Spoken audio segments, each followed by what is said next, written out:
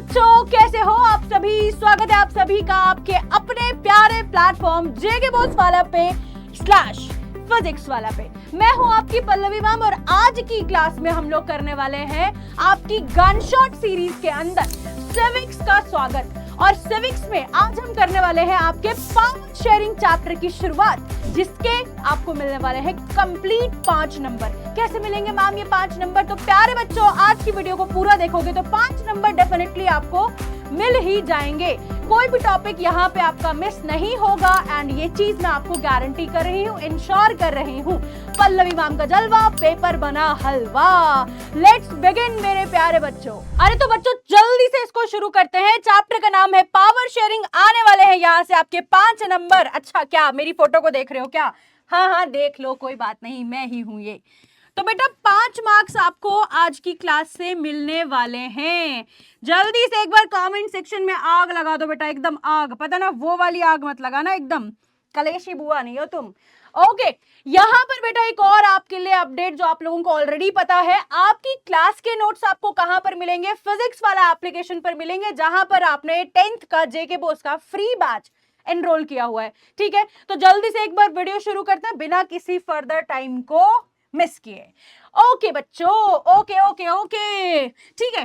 तो यहाँ पर टॉपिक्स कौन से हम लोग कंप्लीट करने वाले हैं बेटा, है ना? एक बार ये भी हम देख लेते हैं, मैं आपको बताती हूँ। सबसे पहले हम इंट्रोडक्शन डिस्कस करेंगे पावर शेयरिंग के बारे में। फिर हम यहाँ पर बेटा केस स्टडीज देखेंगे बेल्जियम और श्रीलंका की। ठीक है सॉरी, बूढ़ी हो रही हूँ ना, क्या करूं, मजाक था बेटा, मजाक। अच्छा, फिर हम देखेंगे मेजॉरिटेरियनिज्म इन श्रीलंका। श्रीलंका के अंदर कैसे हमारे पास एक कम्युनिटी इतनी मेजॉरिटी वाली थी कि उसने दूसरे को अपने बोझ तले, एहसानों तले दबा दिया। एहसान भी नहीं कुछ किया था, उसके सारे के सारे हक छीन लिए, उसकी आजादी छीन ली। ठीक है, और क्या बोल दिया कि भाई तुम हमारे सबऑर्डिनेट हो। ओके, नेक्स्ट यहाँ पर बेटा अकोमोडेशन इन बेल्जियम, यानी कि बेल्जियम ने यहाँ पर क्या चीज अपनाई थी। एंड इधर से हम आगे चलेंगे और finally we will be discussing about different forms of the power sharing। अब यहाँ पर याद रखना मेरे मिर्जा गालिबो, याद रखना मेरे यहाँ पर कमेंट्स में चैट करने वाले प्यारे बच्चों, यहाँ से आपको मिलने वाले हैं पोस्ट नंबर, कुतः नंबर, पोस्ट नंबर, मैंने जिगरा पोस्ट नंबर।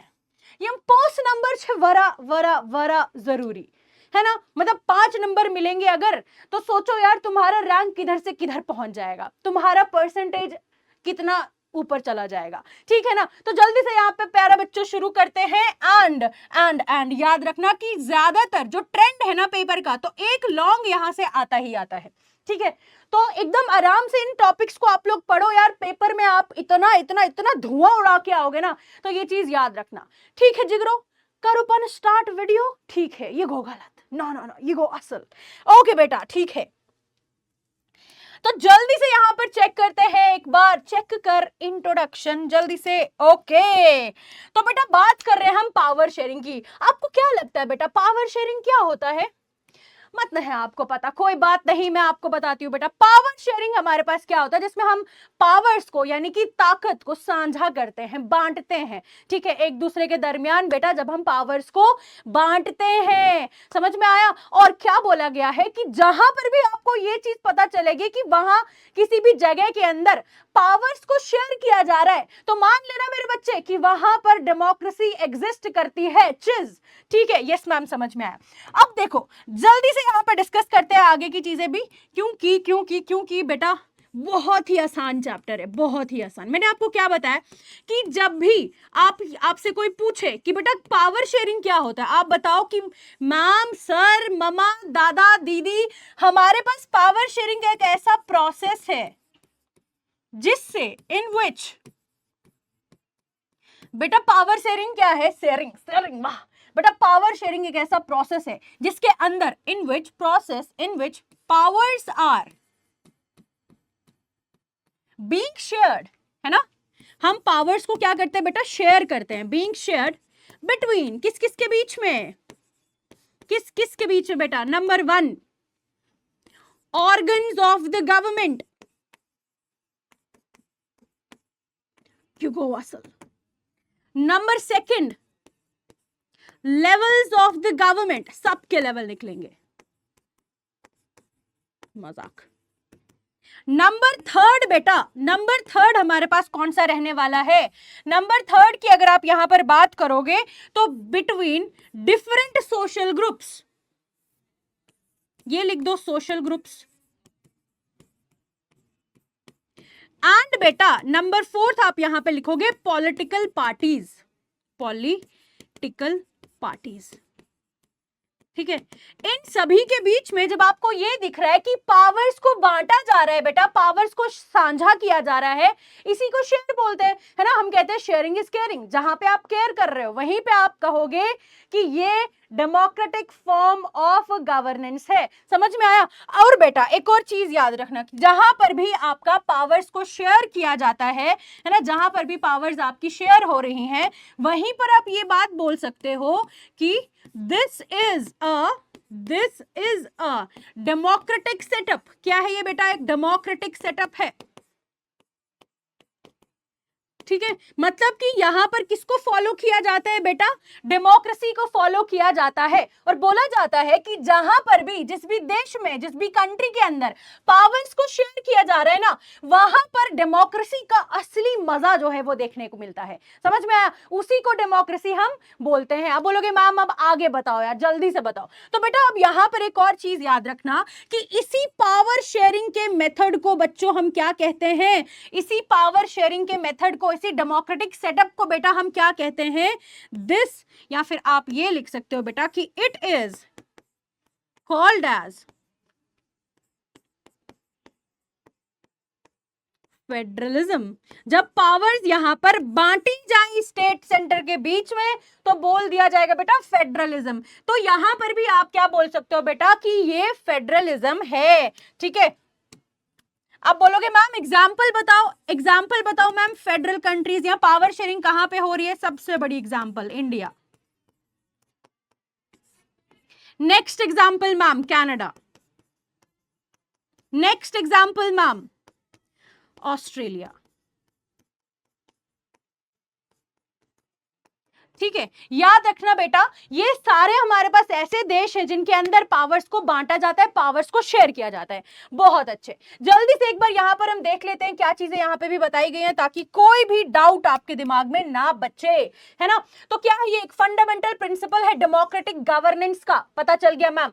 ठीक है, जिसके अंदर होता क्या है? Distribution of power among various organs of the government, है ना। गवर्नमेंट के अलग अलग ऑर्गन्स के अंदर, अलग अलग हिस्सों के अंदर हम कहते हैं कि पावर्स को शेयर किया जा रहा है। अलग सोशल ग्रुप्स के अंदर पॉलिटिकल एंटिटीज, यानी कि जो पॉलिटिकल पार्टीज है, ताकि बेटा क्या हो सके? यहां पर बचाया जा सके concentration of powers in a single authority. इसका क्या मतलब है? जैसे आपको पता है यार, आपको पता है कि हमारे पास डिक्टेटरशिप भी एक फॉर्म ऑफ गवर्नेंस होती है ना, जिसके अंदर आपको यह देखने को मिलता है कि तमाम पावर्स किसके पास है बेटा? किसी एक बंदे के हाथ में होती हैं। हम कहेंगे कि जब सारी की सारी पावर किसी एक इंसान के हाथों में आ जाए तो हमने बोल दिया कि ये डिक्टेटरशिप है, और वो फॉर्म ऑफ गवर्नेंस बहुत ही ज्यादा खतरनाक साबित हुई है।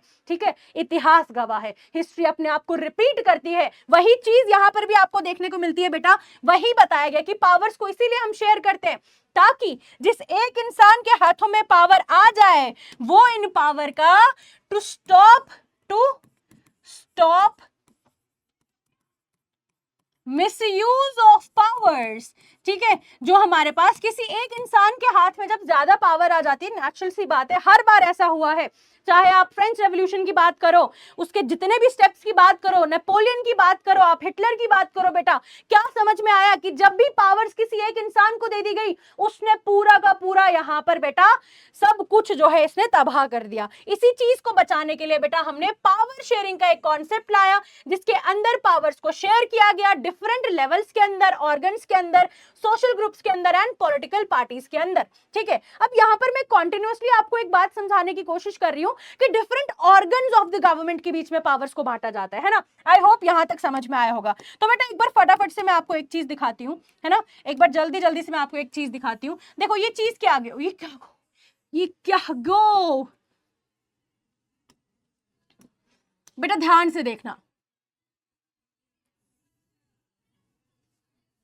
बहुत बार मैंने आप लोगों को ये चीज समझाई, सिखाई, है ना। अब देखो याद रखना ये क्या है बेटा, ये है आपका लेजिस्लेटिव। ये क्या है बेटा, ये है आपका एग्जीक्यूटिव। ये क्या है बेटा, ये है आपका जुडिशरी। ठीक है ना। अब बेटा ये हमारे पास क्या है मैम, हम इनको बोल सकते हैं ऑर्गन्स ऑफ द गवर्नमेंट। ये क्या है बेटा आपके, ये है different organs of the government. Government के डिफरेंट डिफरेंट ऑर्गन्स है। ठीक है, समझ में आया। जैसे हम कहते हैं कि इंसान की बॉडी के डिफरेंट ऑर्गन्स होते हैं जो अलग अलग फंक्शंस परफॉर्म करते हैं, सिमिलरली गवर्नमेंट की फंक्शनिंग के अंदर भी हमारे पास बेटा हमको क्या नजर में आता है, यहां पर अलग अलग चीजें देखने को मिलती हैं, अलग अलग हमारे पास ऑर्गन्स देखने को मिलते हैं जिनका काम टोटली डिफरेंट है। अब जैसे अगर मैं लेजिस्लेटिव की बात करूं तो इसका काम क्या है, to make the laws. To make the laws, कानून बनाना इसका काम है। इन कानून को इंप्लीमेंट करना किसका काम है बेटा, टू इंप्लीमेंट द लॉज। ठीक है, ये लॉज को क्या करेगा एग्जीक्यूटिव, इंप्लीमेंट करेगा इन लॉज को जो हमारे पास लेजिस्लेटिव्स द्वारा बनाए गए हैं। जुडिशरी का क्या रोल है, जुडिशरी बेटा क्या करेगा, to interpret the laws. To interpret the laws, यानी कि क्या कहेगा कि जितने भी कानून यहां पर बनाए जा रहे हैं क्या वो कॉन्स्टिट्यूशनल है, क्या वो वैलिड है, क्या वो यहां पर किसी को वायलेट तो नहीं कर रहे राइट को। ये सारी चीजें हमारे पास कौन देखेगा बेटा, यहां पर जुडिशरी देखेगा। ये सभी अब यहां पर हमारे पास क्या है, तीनों डिफरेंट ऑर्गन्स है गवर्नमेंट के। अब सबसे बड़ा सवाल यहां पर यह उठता है बेटा कि क्या इन तीनों के पास बराबर पावर है, क्या इन तीनों के पास सेम पावर है? नहीं मैम, नहीं है ना। वंस ये गो असल का यहां पर बेटा हमने क्या देखा कि दे हैव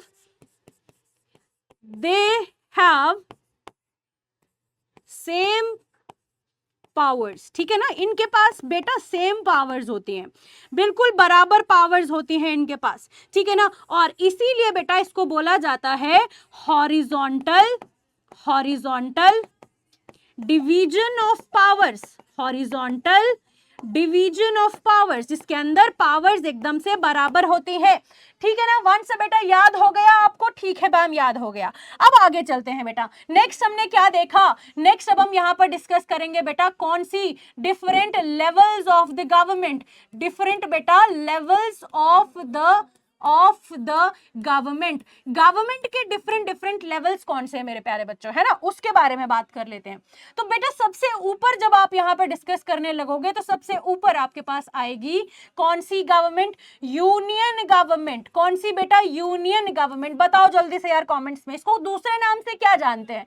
इसका दूसरा नाम है बेटा सेंट्रल गवर्नमेंट, है ना, एकदम सेंट्रल गवर्नमेंट। इसके बाद अगर हम बात करें तो आपको यूनियन के बाद कौन सी आएगी बेटा, रीजनल गवर्नमेंट। कौन सी होगी बेटा, रीजनल गवर्नमेंट होगी, रीजनल गवर्नमेंट होगी। और दूसरी आप क्या बोलोगे, इसी को स्टेट गवर्नमेंट भी बोलोगे मेरे प्यारे बच्चों, इसी को आप स्टेट गवर्नमेंट भी बोलोगे। ठीक है ना वंश, ये आ गया आपका यूनियन गवर्नमेंट, ये आ गया आपका रीजनल गवर्नमेंट या स्टेट गवर्नमेंट। ठीक है, अब यहां पर आप क्या देखोगे कि यूनियन गवर्नमेंट जो है बेटा वो सुप्रीम है, इसके पास क्या है, it is having more power. ठीक है, इसके पास कंपैरेटिवली सबसे ज्यादा पावर्स होती है। पहले तो हमारे पास दो ही लेवल्स थी गवर्नमेंट के, ठीक है ना, पहले हमारे पास दो ही लेवल्स थे गवर्नमेंट के, मगर बाद में हमने यहां पर बेटा डिसेंट्रलाइजेशन लाया। क्या लाया बेटा हमने बाद में, यहां पर किया गया डिसेंट्रलाइजेशन। क्या किया गया बच्चों, डिसेंट्रलाइजेशन, पावर्स को और ज्यादा क्या कर दिया, डिवाइड कर दिया।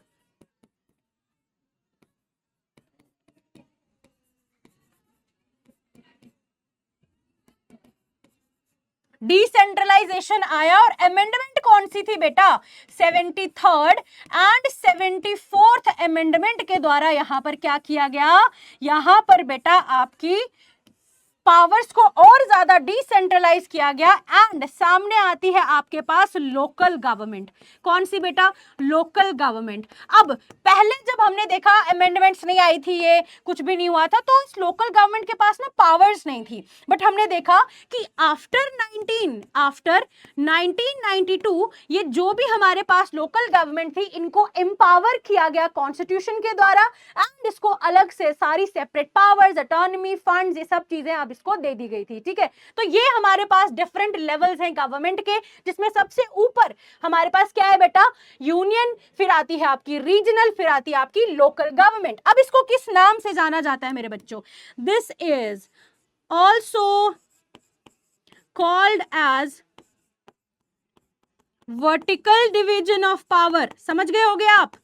Vertical division of power.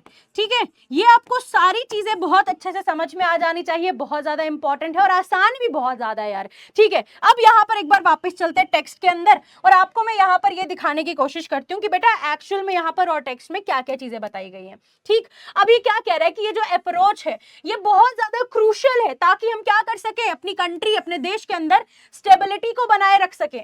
यहाँ पर हम फॉस्टर कर सके इंक्लूसिवनेस, यानी कि सबको एक साथ मिलकर चला सकें। ठीक है, और यहाँ पर बेटा हम फेयरनेस को प्रमोट कर सकें। हम यहाँ पर कोई भी बिल्कुल ऐसा ना करें कि किसी को बायसनेस फील हो, किसी को ऐसा लगे कि कहीं पर मेजॉरिटी माइनॉरिटी हो रहा है, वापस से डिस्क्रिमिनेशन हो रहा है। सबको बराबर अपॉर्चुनिटी मिले हर एक फील्ड के अंदर, वो चीज यहाँ पर बेटा इंश्योर की जाती है। अब क्या बोला जाता है यार कि in democracy all powers does not rest among any one organ of the government. किसी भी एक के पास सारी पावर नहीं रहती, कंसंट्रेशन नहीं होता। और क्या बोला जाता है कि यहां पर एक इंटेलिजेंट शेयरिंग होती है पावर्स की। किस किस के बीच में मेरे बच्चों? यहां पर लेजिस्लेटिव, एग्जीक्यूटिव, जुडिशरी, ये बहुत ज्यादा इंपॉर्टेंट है, इंपॉर्टेंट डिजाइन है हमारी डेमोक्रेसी का। ठीक है, आई होप आपको पावर शेयरिंग के बारे में सारी चीजें क्लियर हो गई होंगी। अब हम आगे चलते हैं और हम यहाँ पर बेटा पढ़ते हैं बेल्जियम और श्रीलंका के केस स्टडी के बारे में।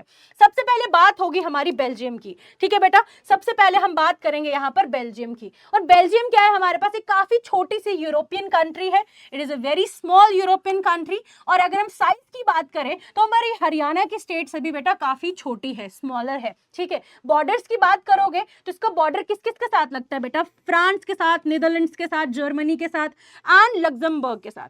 ठीक है, अब पॉपुलेशन की अगर आप बात करोगे तो जस्ट 1 करोड़ पॉपुलेशन है यहाँ पर और इसके अंदर बहुत ही कॉम्प्लेक्स कॉम्पोजिशन आपको देखने को मिलेगा। एक बार जल्दी से ना इस वाले आप मैप के ऊपर फोकस करो बेटा, जिसमें आप क्या देख पाओगे कि जो ऊपर वाला रीजन है मैम, ये फ्लेमिश रीजन है।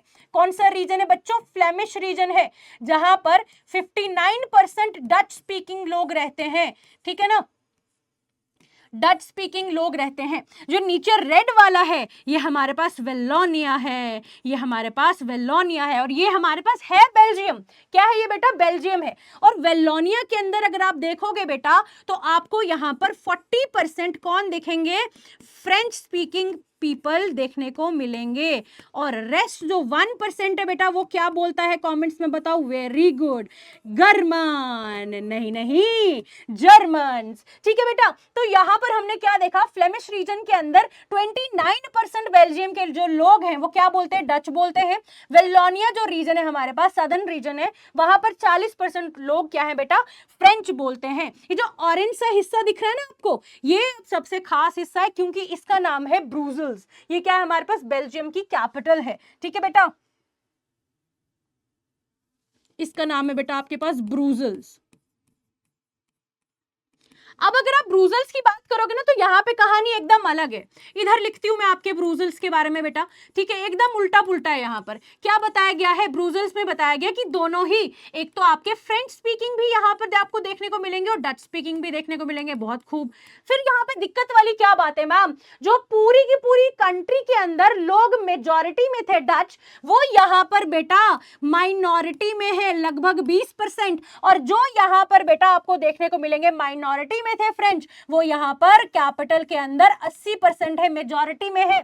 यहीं पर कॉन्फ्लिक्ट अराइज हुआ। यही वो पॉइंट था बेटा जिसके अंदर लोगों को ऐसा लगा कि अब नहीं बनेगी हमारी इनके साथ, हमारे साथ हो रहा है डिस्क्रिमिनेशन। बताओ यार कमेंट्स में किसको लगा होगा कि हमारे साथ डिस्क्रिमिनेशन हो रहा है ना। यहां पर आपको देखने को मिलेगा कि जो डच हैं इनको ऐसा लगा कि यार हमारे साथ तो गलत हो रहा है ना। यहां पर तो अब क्या होगा इनके बीच में बेटा, कॉन्फ्लिक्ट अराइज हो जाएंगे, मतभेद इनके बीच में आ जाएंगे। इनको लगेगा कि नहीं ब्रूजल्स के अंदर तो हम ही ज्यादा होने चाहिए थे, ठीक। और यहां पर फ्रेंच वालों को लगेगा कि यार हम तो बिल्कुल न्यूट्रल चल रहे हैं, हमने तो कुछ किया ही नहीं, ऐसे कैसे, ठीक है बेटा। तो ये चीज यहां पर जो है आपको देखने को मिलेगी। अब अगर आप देखो, ये मैंने आपको बता दिया, लैंग्वेज ब्रेकडाउन मैंने बता दिया आपको। अब टेंशंस क्या थी बेटा, जो डच स्पीकिंग थे इनको लगा कि यार हमको तो यहां पर हमारे साथ सही नहीं हो रहा, हमको तो इस चीज का कोई फायदा नहीं, हमें नुकसान हो रहा है। अगर हम फ्रेंच स्पीकिंग के कंपैरेटिव देखें, वो तो माइनॉरिटी में थे, ठीक है, वो कैसे कैपिटल के अंदर मेजॉरिटी में रूल कर सकते हैं, समझ में आया। तो इनको थोड़ी सी दिक्कत हो रही थी, और इस दिक्कत की वजह से बेटा बहुत ज्यादा बड़े तूफान आ गए, जिसको कॉन्फ्लिक्ट बोला 1950s और 60s के बीच में। ये आप यहां पर देख सकते हो, ठीक है। तो काफी ज्यादा लोग जो है यहां पर परेशान थे, ठीक। बेल्जियम की बात हमने इतनी पढ़ ली, मैं आपको ये भी बता देती हूं कि बेल्जियम ने इसके बाद किया क्या बेटा। बेल्जियम ने क्या किया बेटा, it took very proactive approach. मतलब आपको पता है कि कॉन्फ्लिक्ट जो यहां पर आ चुके थे, इन कॉन्फ्लिक्ट्स के अंदर, इन कॉन्फ्लिक्ट्स के साथ यहां पर अब क्या हो सकता था बेटा, अब यहां पर इन कॉन्फ्लिक्ट्स की वजह से, ड्यू टू द कॉन्फ्लिक्ट्स, मैं ये लिख देती हूं, ड्यू टू द कॉन्फ्लिक्ट्स बेटा, देखो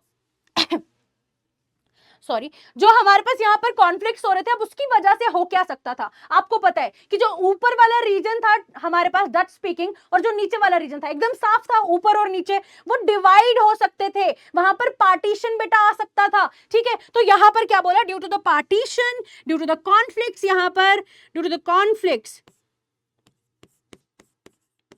it can lead to towards partition of Belgium, ठीक है। वहां पर बेल्जियम के अंदर क्या हो सकता था बेटा, अब यहां पर पार्टीशन हो सकता था, ठीक है। इस पार्टीशन को रोकने के लिए हमने क्या कहा बेटा, कि जितने भी ऑफिशियल्स थे, ठीक है, जितने भी आपके यहां पे ऑफिशियल्स थे, officials took a very proactive approach, they took a very proactive approach. तो बेटा प्रोएक्टिव अप्रोच क्या होता है हमारे पास, प्रोएक्टिव अप्रोच। तो यहां पर प्रोएक्टिव अप्रोच क्या होता है कि जब नुकसान से पहले ही आप क्या कर लो, आप एक ऐसा स्टेप उठाओ कि आगे चलकर कोई भी नुकसान ना आए, ठीक है। तो प्रोएक्टिव अप्रोच इन्होंने ले ली, एंड क्या किया, and they decided to amend the constitution and share powers। क्या बोला कि भाई कॉन्स्टिट्यूशन को ही अमेंड कर देंगे और पावर्स को शेयर कर देंगे हम between all the linguistic groups. मतलब लैंग्वेज के बेस पे जितने भी ग्रुप्स बन रहे हैं उसके बीच में बराबर से पावर्स यहां पर बेटा हम लोग क्या करेंगे, वो पावर्स यहां पर हम शेयर करेंगे। अब नेक्स्ट क्या बोला बेटा कि दे amended the constitution, याद रखना अखक पॉइंट छू, वर्या वर्या वर्या बेटा जरूरी, ठीक है। दे amended, दे बेटा amended, AMENDED, they amended the constitution 4 times, ठीक है। एंड हमने क्या देखा फाइनली बेटा, दे सेट अप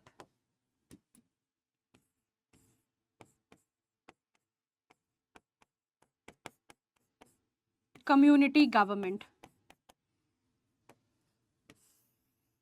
ठीक है बेटा, इन्होंने कम्युनिटी गवर्नमेंट लाई। क्या बोला जाता है इसके अंदर, क्या था, equal representation of all linguistic groups. सब लोग इसमें बराबर के थे, चाहे वो आपके डच स्पीकिंग हो, चाहे वो आपके फ्रेंच स्पीकिंग हो बेटा, ठीक है, चाहे वो आपके फ्रेंच स्पीकिंग हो, चाहे वो आपके जर्मन हो, ठीक है। तो ये सारी चीजें यहां पर जो है इनको बराबर का शेयर मिला। एंड फाइनली एक और चीज मैंने आपको बताई थी कि बेल्जियम के बीच में जो हमारे पास उसकी कैपिटल थी, ठीक है, जो उसकी कैपिटल थी, जहां का मसला बहुत बड़ा बन गया था, यानी कि ब्रूजल्स की बात कर रही हूं मैं। तो ब्रूजल्स को हमारे पास क्या देखा गया बेटा, इसकी ना सेपरेट गवर्नमेंट हुआ करती थी। तो जो ब्रूजल की गवर्नमेंट थी ना, इसकी जो हमारे पास बेटा गवर्नमेंट थी ना, इसके अंदर भी हमने क्या देखा, इक्वल रिप्रेजेंटेशन लाया गया, equal representation of French and Dutch, ठीक है, ताकि यहाँ पर फेयरनेस और इक्वालिटी जो है वो बनी रहे। ठीक, ये सारी चीजें जब यहाँ पर लाई गई थी तो इसको देखने के बाद ब्रूजर्स को यूरोपियन यूनियन का बेटा हेडक्वार्टर बना दिया गया था, HQ इसको बना दिया गया था, हेडक्वार्टर डिक्लेयर कर दिया गया था। अब क्या बोला कि जो प्रोएक्टिव अप्रोच इन्होंने ली थी, कम्युनिटी गवर्नमेंट सेटअप की, पावर्स को शेयर किया। इन शॉर्ट याद रखना बेटा, इन्होंने क्या किया था, दे shared there powers were being shared. ठीक है, इन्होंने जब पावर्स को शेयर करा तो क्या बोला गया कि ये क्या है, एक बहुत ही बढ़िया सेटअप है जिसके अंदर पावर्स को बांटा गया है एंड जो आने वाले कॉन्फ्लिक्ट्स थे इनको रोका गया था। ठीक है, अब हम यहाँ पर दूसरे केस स्टडी की बात करेंगे जिसका नाम है श्रीलंका। ठीक है, जल्दी से शुरू करते हैं बेटा श्रीलंका की कहानी। और यहाँ पर क्या बोला जाता है कि एक था राजा एक थी रानी, दोनों मर गए, खत्म कहानी। ओके, ऐसा बिल्कुल भी नहीं है। तो बेटा श्रीलंका क्या है, एक आइलैंड नेशन है, ठीक है, जो तमिलनाडु के काफी पास है। अगर मैं इधर ड्रॉ करने की कोशिश करूं तो इस तरीके से आपको यहाँ पर इंडिया देखने को मिलेगा। तो आप ये कह सकते हो कि तमिलनाडु से बेटा यहां से माइग्रेट होकर लोग इधर आ सकते थे। जो यहां पर आए इनको बोला बेटा, यहां पर जो इन्होंने माइग्रेट किया तो इन्हीं को बोला गया था यहां पर इंडियन तमिल्स। ठीक है ना। अब एक बार जल्दी से देखते हैं, यहां पर भी इसको कंपेयर किसके साथ किया गया बेटा, हरियाणा के साथ किया गया। बोला लगभग हरियाणा के साइज के जितना ही है ये, पॉपुलेशन लगभग 2 करोड़ है, उधर 1 करोड़ थी। यहाँ के ग्रुप्स की अगर हम बात करें बेटा तो 74% सिन्हालाज है, 18% तमिल स्पीकर्स है बेटा। ठीक है, और यहाँ पर मैं आपको दिखाती हूँ मैप में, इधर देखो ध्यान से, इस मैप की बात करते हैं हम। ये जो यहाँ के बीच वाले हैं ना, तो ये कौन है हमारे पास, ये कौन है बेटा, 74% सिन्हाला कम्युनिटी है ये, है ना। तो सिन्हालीज, ठीक है, सिन्हलीज हमारे पास है बेटा ये, ठीक है ना, सिन्हलीज है ये, 74% है। और जब आप ऊपर की बात करोगे तो यहाँ पर आपको तमिल्स देखने को मिलेंगे, और जो तमिल्स है बेटा ये 18% तमिल्स हैं। और तमिल्स भी याद रखना 2 तरीके के तमिल्स हैं। सबसे पहला आपको देखने को मिलेंगे यहाँ पर बेटा श्रीलंकन तमिल्स, ठीक है, श्रीलंकन तमिल्स। एंड नंबर 2 बेटा आप यहाँ पर क्या देख पाओगे, नंबर 2 इज योर बेटा इंडियन तमिल्स। तो दोनों ही जो तमिल्स हैं ये श्रीलंकन और इंडियन तमिल्स की कम्युनिटीज हैं। ठीक, अब यहाँ बीच बीच में डार्कर जो रीजन है यहाँ पर इंडियन तमिल्स रहते हैं और यहाँ पर श्रीलंकन तमिल्स रहते हैं। अब आप क्या देखोगे, जब इनके बीच में भी यहाँ पर कॉन्फ्लिक्ट अराइज होगा तो यहाँ पर भी सेपरेशन कॉज हो सकता है। ठीक है ना, ये वाले इधर हो सकते हैं, ये वाला फ्रैक्शन अलग हो सकता है। ठीक है ना, इतनी चीजें समझ में आई। ओके, आगे चलते हैं बेटा। अब क्या बताया कि रिलीजन की बात की, बोला गया कि जितने भी सिन्हाला स्पीकर्स हैं वो कौन है बेटा, बुद्धिस्ट हैं, है ना, वो बुद्धिस्ट हैं। और जितने भी हमारे पास तमिल्स हैं या तो वो हिंदूज हैं एंड या तो वो बेटा मुस्लिम्स हैं। कंसंट्रेशन की बात करें तो श्रीलंकन तमिल्स हमारे पास मेनली कहाँ की तरफ है, मैंने आपको दिखाया north east of the country में है ना। ये देखो आपको देखने को मिलेगा कि ये जो नॉर्थ और ये जो ईस्ट, नॉर्थ ईस्ट रीजन में आपको श्रीलंकन तमिल्स देखने को मिलेंगे। ठीक है, एंड बेटा पॉसिबिलिटीज क्या है, यहाँ पर भी पोटेंशियल कॉन्फ्लिक्ट जो है इस डेमोग्राफिक डिविजन्स की वजह से हो सकता है। डेमोग्राफिक मींस जो पॉपुलेशन के बीच में, पॉपुलेशन के बेसिस पे यहाँ पर एक जो आ रहा है ना, इनके बीच में दरमियान में, इनके बीच में जो हमारे पास यहाँ पे एक बहुत ज्यादा डिफरेंस क्रिएट हो रहा है, इसकी वजह से पावर स्ट्रगल्स हो सकते हैं और पार्टीशन बेटा हो सकता है श्रीलंका के अंदर। ठीक है, एक बहुत बड़ा डर था। और अब हम यहाँ पर देखते हैं कि देखते ही देखते एक चीज आपको समझ में आई होगी कि अब यहाँ पर क्या हो चुका था बेटा, कि जो सिन्हाला कम्युनिटी थी वो किस में थी बेटा, क्या वो माइनॉरिटी थी, मेजॉरिटी थी? हाँ मैम, मेजॉरिटी थी। तो इसके मेजॉरिटी में होने की वजह से ये यहाँ पर अपनी क्या कर पाई थी बेटा, ये यहाँ पर अपनी मेजॉरिटी, ये यहाँ पर अपनी डोमिनेंस जो है वो एस्टैब्लिश कर पाई थी। और इसी डोमिनेंस को बेटा क्या बोला गया था, मेजॉरिटेरियनिज्म बोला गया, जो श्रीलंका में देखी गई थी। ठीक है बेटा, क्या बोला यहाँ पर, मेजॉरिटेरियनिज्म आ गया था, जिसका मतलब था कि इंडिपेंडेंस के बाद, ठीक है, 1947 1948 के बाद क्या बताया गया बेटा यहाँ पर कि श्रीलंका में बहुत ज्यादा राइज देखा गया मेजॉरिटेरियनिज्म में, यानी कि एक कम्युनिटी बहुत ज्यादा सुप्रीम हो रही थी जो दूसरी को क्या कर रही थी बेटा, डोमिनेट कर रही थी, उसको क्रब कर रही थी, उसको कंट्रोल कर रही थी, ठीक है, उससे उसके राइट्स छीन रही थी, उसको बेइज्जत कर रही थी। और क्या वो जो हमारे पास दूसरी छोटी माइनॉरिटी में कम्युनिटीज है उनको अच्छा लगता है? ये सब बिल्कुल भी नहीं लग रहा था। ठीक, अब इसकी वजह से क्या होगा, वो भी कभी वापस इनको जो है जवाब देंगे।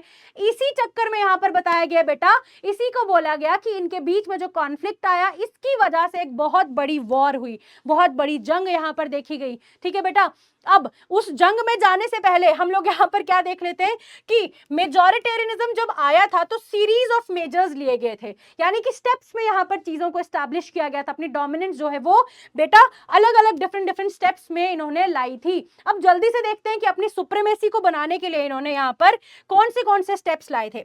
सबसे पहली अगर हम बात करें बेटा, तो सबसे पहले आपको देखने को मिलेगी यहां पर ऑफिशियल लैंग्वेजेस एक्ट जो 1956 के अंदर आया था।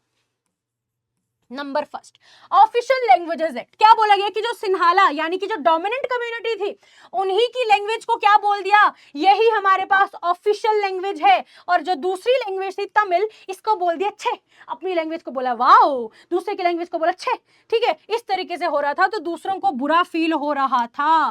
सेकेंड आ जाती है बेटा प्रेफरेंशियल पॉलिसीज। ठीक है ना, जो सेकेंड आती है that was the preferential policies, यानी कि जितनी भी गवर्नमेंट पॉलिसीज थी इन्होंने फेवर करा सिन्हाला की एप्लीकेंट्स को। यानी कि अगर आप बात करो एडमिशंस की, अगर आप बात करो गवर्नमेंट जॉब्स की, तो वहां पे ज्यादा फेवर किसको किया जाता था बेटा, सिन्हाला कम्युनिटी के लोगों को किया जाता था। ठीक है, और यहां पर भी दूसरे वाले जो है वो बेचारे भटकते रहे, उनको बुरा लगा।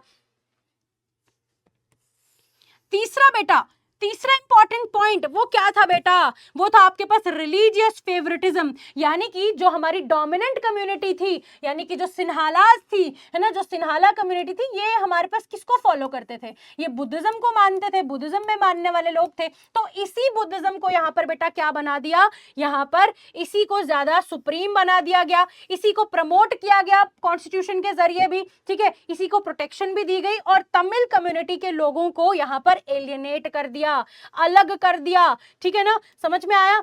अब यहां पर उनके बीच में क्या होगा, इंपैक्ट क्या होगा श्रीलंकन्स के अंदर बेटा, श्रीलंकन्स को एकदम से पूरी सोसाइटी में क्या कर दिया, एकदम ऐसा फील करा दिया कि अरे ये तो एलियन है, पता नहीं कौन से गोले से आए हैं, इनको एकदम अलग थलग रख दिया सबसे। ठीक है, जिसकी वजह से इनके मन में बेटा एलियनेशन जो है बेटा वो आ गई थी, यानी कि इनके अंदर ऐसी फीलिंग आ गई थी कि ये लोग हमें अपने से अलग करना चाहते हैं और ऑलमोस्ट ये हमको अलग कर भी चुके हैं। ये चीज इनको यहां पर फील हुई थी, इनको एकदम ऐसा लगा कि अरे हमको तो बिल्कुल फ्रेम से ही बाहर निकाल दिया, पिक्चर से ही बाहर गायब कर दिया। ये चीज इनको बहुत बुरी लग रही थी बेटा। ठीक है, अब देखो थी भी बुरी लगने वाली बात, इनको मार्जिनलाइज कर दिया। ठीक है, perceiving that government policies denied them equal political rights, यानी कि इनको ऐसा लग रहा था कि जो गवर्नमेंट है वो इनको बराबर के पॉलिटिकल राइट्स नहीं दे रही है उनके जैसे। ठीक है, बिल्कुल पॉलिटिकल राइट्स नहीं दे रही है, डिस्क्रिमिनेशन हो रही है against them in the employment opportunities and इनको इग्नोर किया जा रहा है, इनके कल्चर को इग्नोर किया जा रहा है और इनकी लिंग्विस्टिक नीड्स, इनकी जो जरूरतें हैं, इनकी जो जबान है उसको बेटा यहाँ पर डिसरिगार्ड किया जा रहा है। ठीक है ना, तो क्या यहाँ पर बेटा देखो मैं तो ना सहती, सिमिलरली यहाँ पर भी लोगों ने ना सहा। ठीक है, इस तरीके से यहाँ पर अब क्या होगा, कॉन्फ्लिक्ट बहुत बड़ा आपको देखने को मिलेगा। और यहाँ पर बेटा क्या बताया, यहाँ पर बेटा नेक्स्ट क्या बताया गया था आपके पास कि अब होगा क्या, बेसिकली पॉलिटिकल डिसकॉन्टेंट, यानी कि अब यहाँ पर जितने भी तमिल लीडर्स थे ना, इन्होंने यूनाइट होने का सोचा एंड क्या कहा कि यार हम भी क्या करेंगे, अपनी लैंग्वेज को रिकॉग्निशन दिलाएंगे, हम अपनी लैंग्वेज की यहाँ पर बात करेंगे। ठीक है ना, और उसको भी दर्जा दिलाएंगे ऑफिशियल लैंग्वेज का, हमको भी रीजनल ऑटोनॉमी चाहिए एंड बेटा क्या कहा, इक्वालिटी दे दो एजुकेशन के अंदर, जॉब अपॉर्चुनिटीज के अंदर।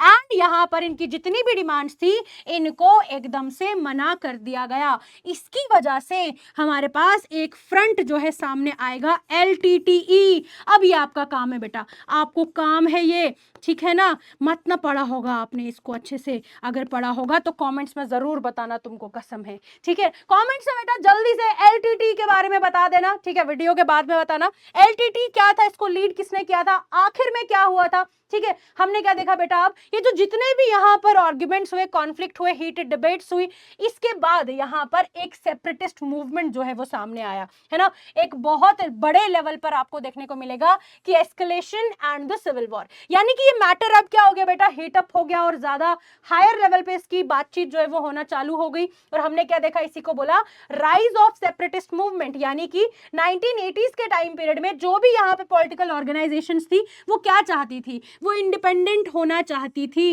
इंडिपेंडेंट तमिल स्टेट की बात कर रहे थे, जिसका नाम था, जिसको नाम दिया गया था तमिल इल्म, ठीक है। ये इमर्ज कहां पर हुई थी, in the northern and the eastern parts of the Sri Lanka.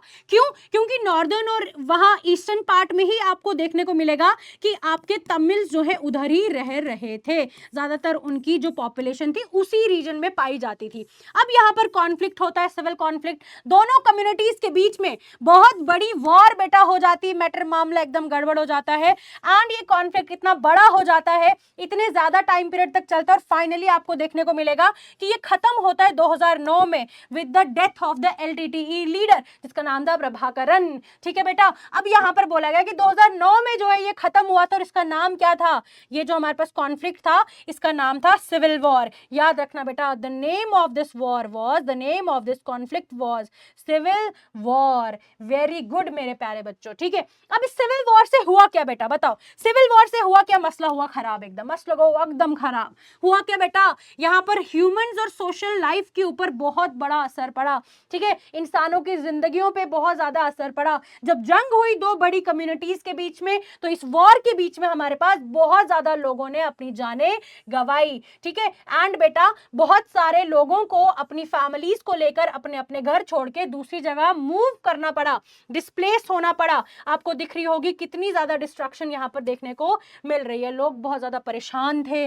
और यहीं पर बेटा आपको समझ में आएगा कि जो इकोनॉमी थी देश की, श्रीलंका की, वो एकदम से खत्म हो चुकी थी, गिर चुकी थी। और क्या बोला गया कि वहां की जो सोसाइटी थी वो भी एकदम से क्या हो गई, खत्म हो गई, चीज एकदम, ठीक है। अब नेक्स्ट क्या बोला गया बेटा, नेक्स्ट क्या बोला कि जो यहाँ पर इकोनॉमिक ग्रोथ जितनी भी हुई थी, फॉर एग्जांपल मान लो मैं आपको ये बताती हूँ कि यार उस टाइम पीरियड से पहले सिविल वॉर तक हमारे पास मान लो 80% डेवलपमेंट वहां पर हुई थी, हर एक चीज में, हर एक इकोनॉमिक स्फेयर में। अब यहाँ पर क्या हुआ, सिविल वॉर के बाद वो 80 से वापस 20 तक आ गया, यानी कि कितना ज्यादा सेटबैक उसको देखने को मिला बेटा। कल्चरल भी जो मतलब उसका कल्चर है वो भी खत्म हुआ, और उसकी इकोनॉमी भी वापस से गिर गई, इकोनॉमी भी इसकी क्या हो गई बेटा, खत्म हो गई, ठीक है ना। अब इसको कम बैक करना बहुत ज्यादा मुश्किल था, ठीक है। हमने क्या देखा कि श्रीलंका की social fabric, economic development, even यहां पे हमने देखा बेटा कि लोगों के जो दिमाग में साइकोलॉजिकल इंपैक्ट्स जो थे वो भी बहुत ज्यादा बुरे थे, लोग बहुत गंदे हालात से गुजर रहे थे, ठीक है।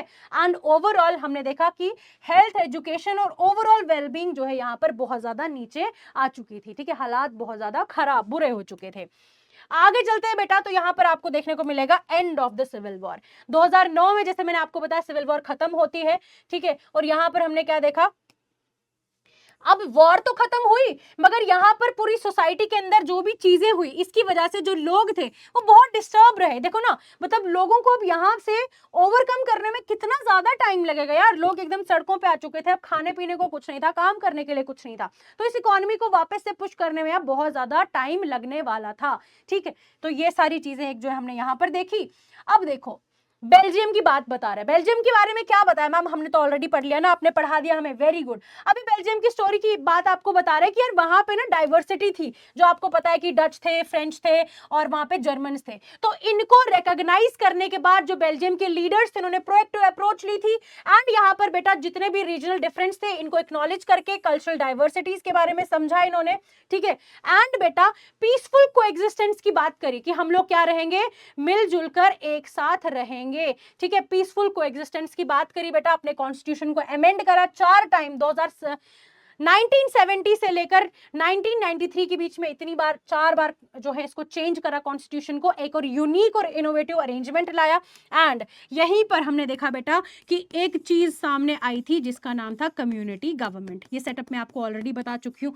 अब मेरा आपसे यही सवाल है बेटा, मेरा आपसे ये सवाल है कि इसमें से कौन-सी गवर्नमेंट बहुत ज्यादा अच्छी, कौन सी गवर्नमेंट बेटा बहुत बढ़िया है, या कौन से देश की स्टोरी आपको ऐसी ना थोड़ी सी अच्छी लगी, समझदार वाला फैसला आपको लगा और लगा कि यार ये वाली चीज ना बिल्कुल बढ़िया की इन्होंने। जैसे आपको एक में दिखा कि यार कलेश हो गया, दूसरे में आपको दिखा यार कि यार सब लोग एकदम बढ़िया से रह रहे, वाह वाह होगी हर देश में। और क्या बोला कि यार यूएन का हमारे पास, सॉरी यूरोपियन यूनियन का, ईयू, वहां का हमारे पास हेडक्वार्टर भी ब्रुसेल को बना दिया। यार बड़ी बात थी, है ना, इट वाज एन अचीवमेंट।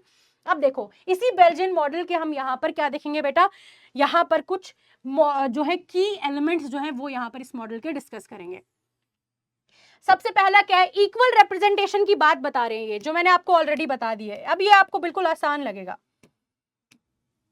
देखो जो कॉन्स्टिट्यूशन था इसने यहां पर क्या बताया बेटा कि जितने नंबर ऑफ डच हैं और जो फ्रेंच स्पीकिंग है मिनिस्टर्स सेंट्रल गवर्नमेंट के अंदर, वो हमारे पास बराबर होने चाहिए। यानी सेंटर की जो सरकार है उसमें डच और फ्रेंच बराबर होने चाहिए, जिसकी वजह से कोई एक जो है अकेला कोई डिसीजन नहीं बना पाएगा। कुछ स्पेशल लॉज यहां पर जो है वो हमें लाने पड़ेंगे, ठीक है, जिनकी सपोर्ट की वजह से एक मेजॉरिटी आप फॉर्म कर पाओगे हर एक लैंग्वेज के ग्रुप्स के ऊपर, ठीक है। और क्या बोला, जिसकी वजह से बैलेंस आप बना पाओगे, डिसीजन मेकिंग बेहतरीन कर पाओगे बेटा, और डोमिनेशन किसी दूसरी एक का किसी दूसरे ग्रुप के ऊपर आप रोक पाओगे। तो एक स्टेप आपका क्या आ जाता है कि इक्वल रिप्रेजेंटेशन कहां पर की थी, सेंट्रल गवर्नमेंट में, बेल्जियम का पहला पॉइंट था।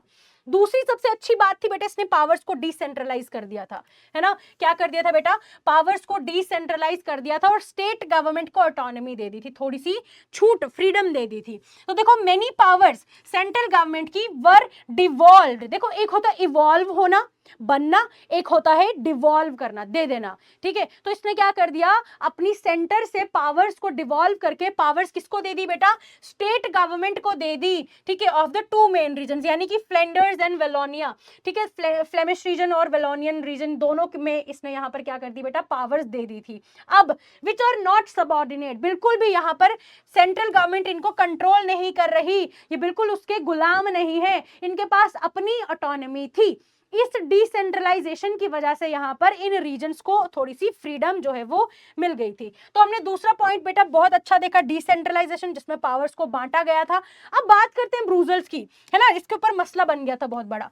क्या बोला बेटा कि जो ब्रुसेल्स है, यहाँ पे क्या बोला जा रहा है कि ब्रुसेल्स के अंदर जो हमारे पास कैपिटल सिटी है, याद रखना, ठीक है, यहाँ पे ना एक अलग से ही सरकार चलती थी, सेपरेट गवर्नमेंट हुआ करती थी, जहां पर क्या किया गया, अब किया गया both Dutch as well as जो फ्रेंच स्पीकिंग कम्युनिटी है बेटा, इनको भी यहाँ पर बराबर से रिप्रेजेंटेशन दिया गया, इक्वल रिप्रेजेंटेशन लाया यहाँ पर भी। इस बैलेंस को एक्सेप्ट किया हर एक फ्रेंच स्पीकिंग पॉपुलेशन ने भी और डच स्पीकिंग कम्युनिटी ने भी, जिसकी वजह से इक्वल रिप्रेजेंटेशन जो है प्यारे बच्चों सेंट्रल गवर्नमेंट की तरह इस separate government of the Brussels में भी सक्सेसफुली हो पाया। नेक्स्ट अगर आप देखोगे तो कम्युनिटी गवर्नमेंट का सेटअप इन्होंने लाया था यहाँ पर, है ना। कम्युनिटी गवर्नमेंट क्या थी बेटा, मतलब कि आपको एक तो पता चल गया कि सेंट्रल गवर्नमेंट थी, फिर डिसेंट्रलाइजेशन आया, स्टेट गवर्नमेंट्स को भी यहाँ पर पावर दे दी। अब इनके साथ में एक तीसरा लेवल भी लाया इन्होंने, जिसको बोला गया अ कम्युनिटी गवर्नमेंट। बेटा क्या लाया, कम्युनिटी गवर्नमेंट को भी बनाया। इसको चूज कौन कर रहा था यहाँ पर बेटा, चाहे वो किसी भी रीजन से बिलोंग करते हो, बट वो डच बोलते हैं, फ्रेंच बोलते हैं या जर्मन बोलते हैं सिर्फ इस चीज से फर्क पड़ रहा था, इस चीज से बिल्कुल फर्क नहीं पड़ रहा था क्या वो फ्लेमिश से है, क्या वो वेलोनियन है, ठीक है ना। तो इनके रीजन से बिल्कुल भी फर्क नहीं पड़ रहा था, और उसके बिना सिर्फ लैंग्वेज के बेसिस पे लोगों ने यहाँ पर इस गवर्नमेंट के लिए वोट करा, इसको इलेक्ट करा। एंड इस गवर्नमेंट का काम क्या था बेटा, it has authority over cultural, educational and language related issues, यानी कि जो भी कल्चर, एजुकेशन और जबान, ठीक है, इनकी जो लैंग्वेज बोली से रिलेटेड प्रॉब्लम्स थी बेटा, वो यही कम्युनिटी गवर्नमेंट यहां पर सॉल्व करेगी। और जिसकी वजह से जो कम्युनिटी यहां पर हर एक तरीके की है उसकी यूनिक आइडेंटिटी को प्रिजर्व किया जाएगा। तो कम्युनिटी गवर्नमेंट भी एक बहुत अच्छा जो फीचर था बेल्जियन मॉडल का, ठीक है ना। अब बेटा अगर आप नेक्स्ट की बात करोगे तो वो आपको क्या देखने को मिलेगा, अगर हम कंपेयर करें तो आपको ये चीज तो पता ही है ना, ये चीज मैंने आपको कितनी बार बताई कि जो हमारे पास अभी बेल्जियम का पावर शेयरिंग मॉडल था वो हमारे पास क्या था, it was a successful story. ठीक है, यहाँ पर आपको देखने को मिलेगा कि काफी ज्यादा सक्सेसफुल हुआ था, उसको बहुत ज्यादा जो है प्रेज किया था सबने, और वहां की जो कैपिटल सिटी थी उसको यूरोपियन यूनियन का हेडक्वार्टर भी बना दिया गया था। ठीक है, इस तरीके से आपको समझ में आएगा कि जो बेल्जियम था उसने एक बहुत ही ज्यादा अच्छा सेटअप लाया, जिसके अंदर हमने देखा कि जो जितने भी कम्युनिटीज हैं उनकी फीलिंग्स को, उनके कल्चर को, उनके लैंग्वेजेस को रेस्पेक्ट किया गया, सो दैट प्यारे बच्चों एक ऐसा पावर शेयरिंग का अरेंजमेंट वहां पर आया सामने, जिसकी वजह से अलग अलग जो कम्युनिटीज थी वो यूनाइटेड होकर वो पीसफुली एक जगह पर कोएग्जिस्ट कर पा रही थी। कोएग्जिस्ट मतलब एक साथ रह पा रही थी। अगर हम बात करें श्रीलंका की, हाय हाय हाय तौबा करना श्रीलंका से, क्या किया श्रीलंका ने बेटा, श्रीलंका ने इसका उल्टा ही कर दिया। यहां पर इसने क्या कर दिया, दोनों ग्रुप्स के बीच में जो मेजॉरिटी और माइनॉरिटी वाले ग्रुप्स थे उनके बीच में इतनी ज्यादा क्या होगी बेटा, कॉन्फ्लिक्ट अराइज हुआ, मसला इतना ज्यादा एस्केलेट हो गया, और आपको पता है कि वहां पर सिविल वॉर हो गई थी, जिसकी वजह से पूरी की पूरी नेशनल यूनिटी खत्म हो गई थी। तो यहां से हमें ये चीज सीखने को मिलती है कि power sharing is very desirable. अब सवाल ही यही आता है बेटा कि क्यों पावर शेयरिंग डिजायरेबल है, क्या आपको समझ में आया? यस मैम समझ में आया। पावर शेयरिंग बेटा इसीलिए डिजायरेबल है, क्यों? क्योंकि अगर एक बहुत ही बड़ा देश है जहां पर अलग अलग डाइवर्स ग्रुप रह रहे हैं, अलग कल्चर है, अलग लैंग्वेज है, अलग सबकी आइडेंटिटी है, तो सबको एक साथ को एग्जिस्टेंस पीसफुली अगर हमें कराना है और किसी के सेंटिमेंट्स को हर्ट नहीं करना है तो हमें पावर्स को शेयर करना पड़ेगा। अब इस पावर शेयरिंग के ना बेटा आपको दो रीजन सामने देखने को मिलेंगे। सबसे पहला रीजन आप बोलोगे इसको प्रूडेंशियल रीजन, थोड़े प्रैक्टिकल अप्रोच में आप देखते हो, बात करते हो। दूसरे रीजन आएंगे बेटा मॉरल रीजन। ठीक है, प्रूडेंशियल रीजंस क्या कहता है बेटा, प्रूडेंशियल रीजन हमें यह बताता है कि जो प्रैक्टिकली इंसान को सही लगे, यानी कि अगर मैं आपको बताऊं कि यार पैसे बचाना एक अच्छी आदत है क्योंकि आपको आगे चलकर काम आ सकते हैं, मैंने आगे का सोचा और आगे आपका फायदा हो रहा है, प्रैक्टिकल अप्रोच लगाई और ये चीज मैंने आपको बताई कि यार इस वजह से ये चीज करना सही है। अगर मैं मॉरल रीजन बताऊं आपको कि पैसा सेव करना क्या है बेटा, हमारे पास एक अच्छी हैबिट है, इट्स अ गुड हैबिट, बस मॉरली मैंने आपको बता दिया क्यों, क्योंकि यार करना चाहिए, पैसा तो बचाना चाहिए, फालतू खर्च थोड़ी करते हैं। तो ये आपके मॉरल वैल्यूज पे बात आती है। ठीक है, तो यहां पर हमने देखा बेटा कि एक रीजन हम कहते हैं कि क्यों हमारे पास पावर शेयरिंग जो है करना चाहिए, जिसमें हम बेनिफिट देखें थोड़ा अपना, थोड़ा प्रैक्टिकल अप्रोच से बात करें तो प्रूडेंशियल रीजंस में हम बात करेंगे। अगर हम बात करें यहां पर बेटा आपके पास नेक्स्ट रीजन की, यानी आपके मॉरल रीजन की, मैं बोलूंगी अच्छा डेमोक्रेसी तो है ही अच्छी फॉर्म ऑफ द गवर्नमेंट, अच्छी फॉर्म गवर्नमेंट की, इससे अच्छा थोड़ी है कुछ, है ना, डिक्टेटरशिप थोड़ी लाएंगे, चलो एटलीस्ट यहाँ पे लोगों को राइट तो मिल रहा है अपना वोट वगैरह कास्ट करने का, चलो ठीक है यही तो अच्छी गवर्नमेंट है। तो मतलब इस वजह से मॉरली जो आपने सुना है पढ़ा है वो सब चीजें करके आप क्या कहते हो, सपोर्ट करते हो किसको बेटा, डेमोक्रेसी को। तो प्रूडेंशियल रीजंस की बात करते हैं सबसे पहले। अच्छा, क्या बताया कि इसकी वजह से, पावर्स को शेयर करने की वजह से जो सोशल कॉन्फ्लिक्ट है बेटा, जिसकी वजह से वायलेंस और इंस्टेबिलिटी आती है, वो यहां पर क्या होगी, खत्म हो सकती है, रोकी जा सकती है। इसकी वजह से बेटा पीस को हम इंश्योर कर सकते हैं। ठीक है, it insures peace, political stability and unity, है ना, यूनिटी भी आ सकती है by avoiding domination of one group, यानी एक ग्रुप यहां पर डोमिनेट नहीं करेगा, सब लोग बराबर से यहां पर हकदार होंगे। जो मेजॉरिटी रूल है बेटा वो अगर हम देखें तो शॉर्टर टर्म में अच्छा लगता है, बट अगर लॉन्ग टर्म में देखें तो जो माइनॉरिटी है वो रिबेल कर लेगी, वहां पर रिवॉल्ट होगा, कॉन्फ्लिक्ट होगा, आपको नीचे गिरा देगी मेजॉरिटी वालों को, एंड यहां पर नुकसान बहुत ज्यादा होगा। ठीक है, इसीलिए बेटा यहां पर क्या बताया कि पावर शेयरिंग जो है वो अगर आप थोड़ा प्रैक्टिकली भी सोचो तो आपको ये सही लगती है। ठीक, एग्जांपल्स क्या है इसके, व्हाट आर द एग्जांपल्स? अगर आप बात करो, if one linguistic group controls power, एक ही लैंग्वेज बेस्ड ग्रुप के पास ज्यादा पावर्स है बेटा, तो दूसरे को अलग सा फील हो सकता है, जिसकी वजह से कॉन्फ्लिक्ट कॉज हो सकता है। अब अगर हम बात करेंगे बेटा यहाँ पर मॉरल रीजंस की, तो इसमें आपको पता चलता है कि it shows the true spirit of democracy, असली जो हमारे पास झलक है डेमोक्रेसी की वो पावर शेयरिंग के अंदर ही दिखती है, और लोगों के साथ यहाँ पर जो है बातचीत की जाती है गवर्नेंस के अंदर, इसीलिए हमको ये सही लगती है। सिटीजन्स पार्टिसिपेट करते हैं यहाँ पर सिस्टम के अंदर, जिसकी वजह से लोग इसके ऊपर ट्रस्ट कर पाते हैं। यहाँ पे इट प्रिवेंट्स टायरनी, यानी कि जो ऑप्रेसिव रूल है ना मेजॉरिटी का, ये उसको रोक देता है और दोनों ही कम्युनिटीज को यहाँ पर फायदा पहुंच जाता है। ठीक है बेटा, एग्जाम्पल क्या है, बेल्जियम की बात अगर आप करो तो पावर को शेयर किया गया था डच और फ्रेंच के बीच में बेटा, जिसकी वजह से दोनों ही कम्युनिटीज को यहां पर बेटा रिप्रेजेंटेड भी लगा और रेस्पेक्टेड भी लगा। बट इसी को अपोजिट अगर आप कर दो, श्रीलंका में क्या हुआ था बेटा, एक ही कम्युनिटी की लैंग्वेज को यहां पर ज्यादा रेस्पेक्ट भी मिली, उसी को रिप्रेजेंट भी किया, जिसकी वजह से अनरेस्ट हुआ, कॉन्फ्लिक्ट हुआ, सिविल वॉर हुई, बहुत ज्यादा लोगों की जान गई। तो ये सारी चीजें यहां पर हमने देखी कि क्यों पावर शेयरिंग डिजायरेबल है। कंक्लूजन की बात करें तो प्रूडेंशियल रीजन हमारे पास पीस लेकर आता है, वो स्थिरता लाता है, स्टेबिलिटी लाता है, एकता लाता है। और अगर आप मॉरली बात करो तो ये डेमोक्रेसी को और मजबूत करता है, लोगों के पार्टिसिपेशन को बढ़ाता है बेटा, एंड इसको एक लेजिटिमेट गवर्नमेंट जो है वो बनाता है। ठीक है, जो एक लीगल गवर्नमेंट इसको बनाता है ताकि लोग इसको जो है ट्रस्ट कर सके। अब हम लास्ट टॉपिक की बात करते हैं बेटा, जिसका नाम है हमारे पास फॉर्म्स ऑफ पावर शेयरिंग, जिसमें से दो फॉर्म्स में आपको ऑलरेडी पढ़ा चुकी हूं। कैसे मैम, अभी बताती हूँ चीज। देखो बेटा, पावर शेयरिंग चार अलग वेज में हम यहाँ पर डील कर सकते हैं बेटा। हम इसको हर एक वे को यहाँ पर पढ़ेंगे, जिसमें सबसे पहला आपको देखने को मिलेगा बेटा, जिसका नाम होगा power sharing among different organs of the government. ठीक है, जब हम यहाँ पर पावर शेयरिंग की बात करें, ये बेटा सारा कलर ही नहीं दिख रहा है इसके ऊपर, तो रुक जाओ।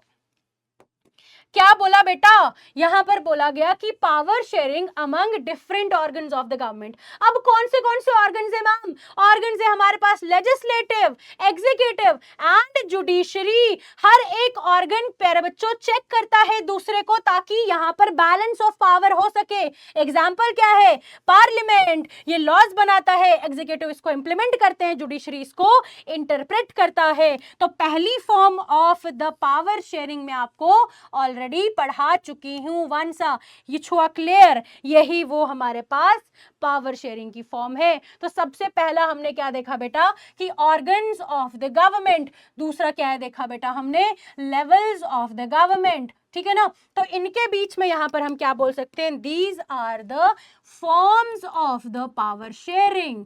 ठीक है ना, these are what, forms of the power, थोड़ी सी मैं छोटी हूं ना, शेयरिंग, इतनी भी छोटी नहीं हो बेटा। ठीक है बेटा, ओके वेरी गुड। दूसरा हमारे पास आएगा बेटा कौन सा, ध्यान से देखना तुम। यस, दूसरा बेटा आपको यहां पर देखने को मिलेगा, ये देखो, among different levels of the government, जिसमें पावर्स को बांटा जा रहा है किसके बीच में बेटा, centre, state and local governments. ठीक है, इसी को फेडरल डिवीजन ऑफ पावर भी बोला जाता है बेटा, जो मैंने आपको ऑलरेडी बता दिया। एग्जांपल क्या है यहां पर, इंडिया। ठीक है, इंडिया यूनियन एंड स्टेट जो है हमारे पास, वो इंडिया में यूनियन और स्टेट गवर्नमेंट्स है, जिसमें हमने देखा कि ये हमारे पास क्लियरली क्या कर रही है, पावर्स को शेयर कर रही हैं। अगर आप यहां पर भी देखोगे, यूनियन गवर्नमेंट हमारे पास क्या है, इसको पावर दे रही है स्टेट की गवर्नमेंट को भी, और ये फर्दर पावर डिवाइड हो रही है हमारे पास लोकल गवर्नमेंट के अंदर भी। ठीक है, इसी को बोला जाएगा vertical form of power division, और ये हमारे पास क्या होगी, हॉरिजॉन्टल डिवीजन ऑफ पावर। ठीक है ना।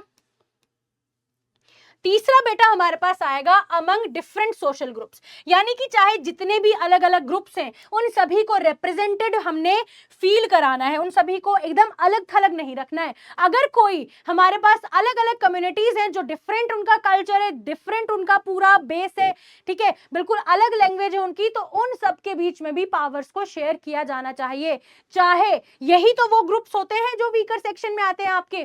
तो बेटा हमने क्या करना है, we have to ensure fair representation and prevent alienation. क्या बोला जाता है कि यहां पर हमें क्या लाना है बेटा, सबको बराबर से रिप्रेजेंट करवाना है, और यहां पर सबको ऐसा ना लगे कि यार हमको तो अलग छोड़ दिया। ठीक है, तो हमने एग्जाम्पल के तौर पे यहां पर कम्युनिटी गवर्नमेंट की बात करी बेल्जियम में। ठीक है, एंड रिजर्व्ड कॉन्स्टिट्यूएंसीज जो भारत के अंदर है, रिजर्वेशन जो लाई, ठीक है, तो इसके जरिए भी हमने रिप्रेजेंटेशन जो है माइनॉरिटीज को दिया। ठीक है, तो ये हमारे पास तीसरा फॉर्म था किसका बेटा, पावर शेयरिंग का, जिसमें हमने पावर्स को शेयर करा डिफरेंट सोशल ग्रुप्स के अंदर।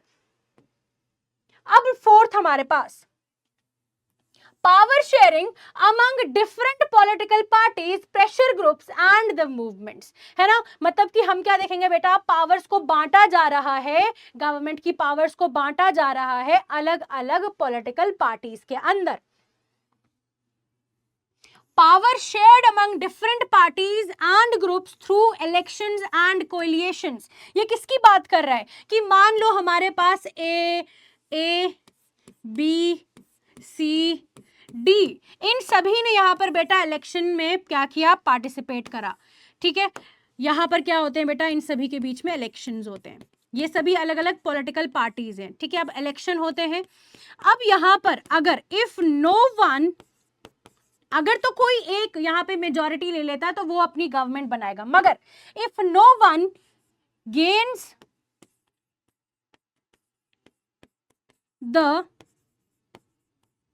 मेजॉरिटी देन व्हाट, अगर किसी के पास बेटा मेजॉरिटी नहीं आई तो क्या, तो बेटा यहां पर क्या बताया गया है कि क्या किया जाएगा, अब different political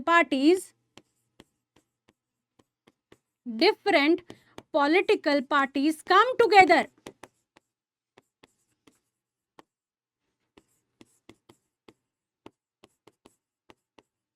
pools their vote, अपने वोट जो है